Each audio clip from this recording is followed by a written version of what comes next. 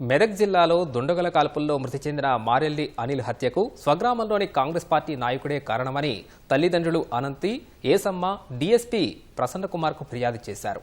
గ్రామానికి చెందిన కాంగ్రెస్ పార్టీ నాయకుడి ఎదుగుదలకు తమ కుమారుడు అనిల్ ఎంతగానో కృషి చేశాడని తెలిపారు. కొంతకాలంగా ఇద్దరి మధ్య విభేదాలు కొనసాగుతుండగా కక్ష పెంచుకుని పథకం ప్రకారం అనిల్ను హత్య చేయించారని ఆరోపించారు.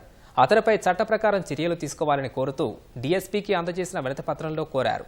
అనిల్ మృతికి కారణమైన కాంగ్రెస్ పార్టీ నాయకుడు రవీందర్ రెడ్డి, అతని డ్రైవర్ నాగరాజును కఠినంగా శిక్షించి మృతుని కుటుంబానికి న్యాయం చేయాలని ఎంఆర్పీఎస్ నాయకులు డిమాండ్ చేశారు.